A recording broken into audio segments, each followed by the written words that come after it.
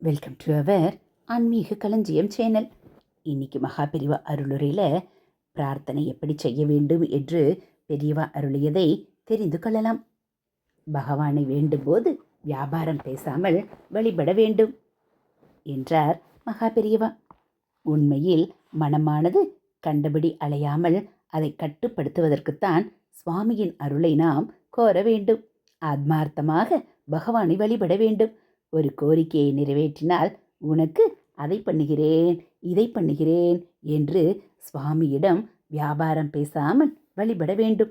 நம் மனதில் என்ன இருக்கிறது என்று சுவாமிக்கு தெரியும். நமக்கு என்ன செய்ய வேண்டும் என்றும் சுவாமிக்கு தெரியும். ஒரு சமயம் காஞ்சிபுரத்தில் உள்ள தேனம்பாக்கம் சிவாஸ்தானத்தில் மகா பெரியவா தங்கியிருந்தபோது பூந்தமல்லியில் உள்ள பார்வையற்றோர் பள்ளி ஆசிரியர் ஒருவர் பெரியவரை தரிசனம் செய்ய வந்தார்.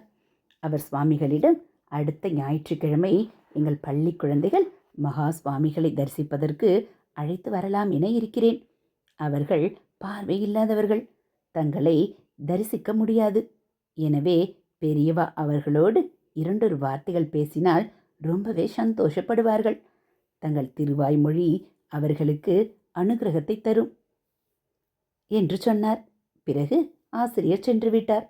சொன்னது போல் அடுத்த ஞாயிறன்று ஒரு தனி பஸ்ஸில் குழந்தைகளையும் அழைத்து வந்து விட்டார் அவர்.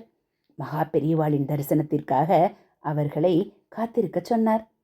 அப்போது அங்கிருந்தவர்கள், மகா பெரியவா மௌன விரதம் இருக்கிறார், பார்வையுள்ளவர்கள் என்றாலாவது தரிசனத்திற்கு அனுமதிக்கலாம், இவர்களிடம் பேச வேண்டும் என்கிறீர்கள், அது எப்படி சாத்தியம் என்று கேட்டனர். இதை கேட்ட ஆசிரியர் அழுதே விட்டார். அப்போது யாரும் எதிர்பார்க்காத வகையில் மகா பெரியவா அங்கே வந்தார். ஆசிரியரின் அழுகையை நிறுத்தச் சொன்னார்.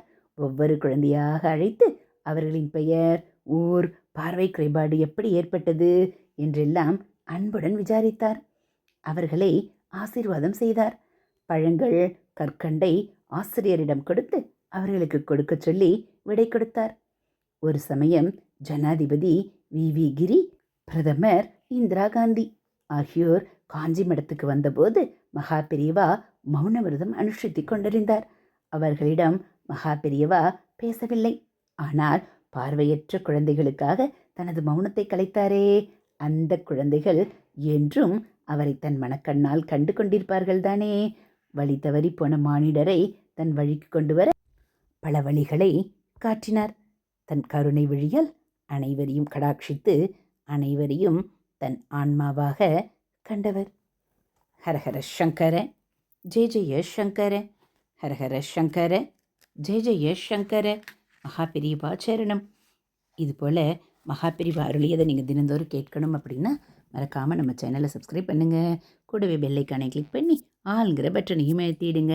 நம்ம சேனலில் வரக்கூடிய தெய்வத்தின் குரல் பகுதிகள், மகா பெரியவா மகிமை, மகா பெரியவா அருள்வாக்கு எல்லாம் உங்களுக்கு பிடிச்சிருந்தா ஒரு லைக்கும் கமெண்ட்டும் கொடுத்து உங்களுக்கு தெரிஞ்சவங்களுக்கும் ஷேர் பண்ணுங்கள். ஹரஹர சங்கர, ஜெய ஜெய சங்கர, ஹரஹர சங்கர, ஜெய ஜெய சங்கர. மகா பெரியவா சரணம்.